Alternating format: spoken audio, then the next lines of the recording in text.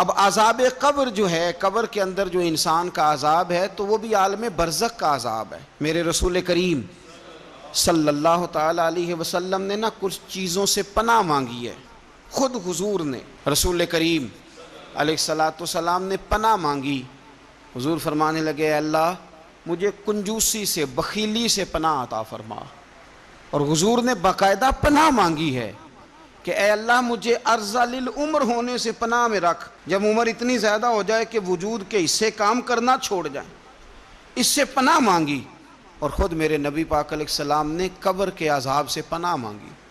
یہ تعلیم امت کے لیے کہ تم بھی پناہ مانگو عذاب قبر سے۔ قبر کا عذاب برحق ہے۔ قبر کے لیے تیاری کر کے رکھنا، اپنی قبر کو یاد رکھنا، مر جانے کو یاد رکھنا۔ حضرت سعد بن معاذ رضی اللہ تعالیٰ عنہ کا جب جنازہ تھا تو صحابہ کرام فرماتے ہیں حضور نے نماز جنازہ کی امامت فرمائی تو قبر کے تیار ہونے میں کچھ دیر تھی، تو رسول کریم صلی اللہ علیہ وسلم زمین پر بیٹھ گئے اور ایک لکڑی سے حضور زمین کوریدنے لگے۔ ہم محو انتظار تھے کہ اللہ کے رسول صلی اللہ علیہ وسلم سر مبارک اٹھائیں، ہمیں کو نصیحت کریں۔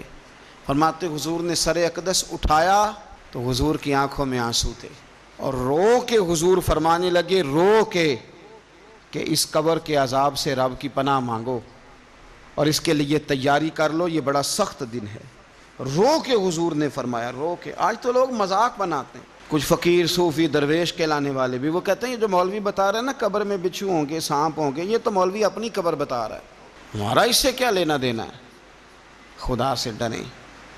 وہ چیزیں جو احادیث مبارکہ میں آ گئیں، جس سے نبی پاک نے ہمیں ڈرایا، ہمیں سمجھایا، آپ اس تنبیہ کو، اس نصیحت کو آپ اس رنگ میں لیں گے کہ مذاق بنایا جائے گا دین کا، بجائے اس کے کہ اس سے ڈرا جائے۔ حضرت سیدنا براء بن عازب رضی اللہ تعالیٰ عنہ ارشاد فرماتے ہیں کہ میں نے نبی پاک صلی اللہ تعالیٰ علیہ وآلہ وسلم سے خود اس بات کو سنا ہے۔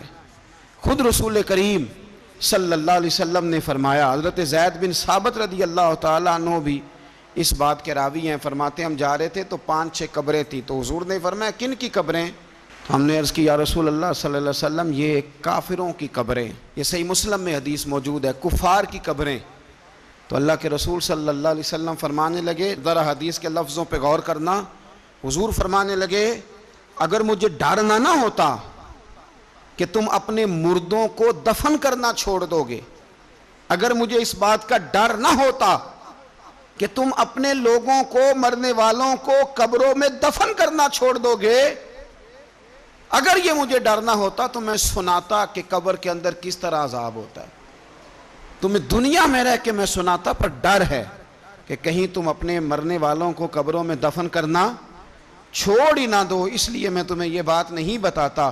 اور میرے رسول کریم صلی اللہ تعالیٰ علیہ وآلہ وسلم نے پھر ارشاد فرمایا، اپنے غلاموں کی طرف نظر فرمائی، یہ بات کہہ کے کہ اگر مجھے ڈر نہ ہوتا کہ تم دفن کرنا چھوڑ دو گے تو تمہیں میں سنا دیتا کہ قبر میں کیا عذاب ہوتا ہے۔ پھر حضور نے صحابہ سے فرمایا چلو بھائی دوزخ کے عذاب سے اللہ کی پناہ مانگو، تو سب کہنے لگے ہم دوزخ کے عذاب سے اللہ کی، صحابہ نے کہا ہم دوزخ کے عذاب سے اللہ کی پناہ مانگتے ہیں۔ پھر نبی پاک صلی اللہ تعالیٰ علیہ وسلم نے ارشاد فرمایا تم سب کہو کہ ہم قبر کے عذاب سے اللہ کی پناہ مانگتے ہیں۔ تو صحابہ نے کہا ہم قبر کے عذاب سے اللہ کی پناہ مانگتے ہیں۔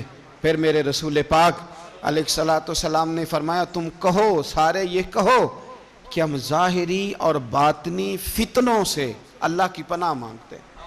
تو صحابہ نے کہا کہ ہم ظاہری اور باطنی فتنوں سے اللہ کی پناہ مانگتے ہیں۔ پھر میرے محبوب علیہ السلام نے فرمایا تم کہو کہ ہم دجال کے فتنے سے اللہ کی پناہ مانگتے ہیں۔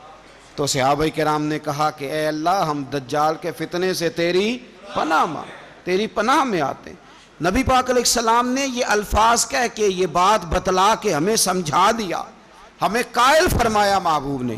یاد رکھنا، اس بات کو اچھی طرح سمجھ لینا کہ اگر مجھے ڈر نہ ہوتا کہ تم اپنے مردوں کو دفن کرنا چھوڑ دو گے تو تمہیں بتلا دیتا کہ قبر میں کتنا سخت عذاب ہوتا ہے۔ اپنے معاملات پر غور کریں۔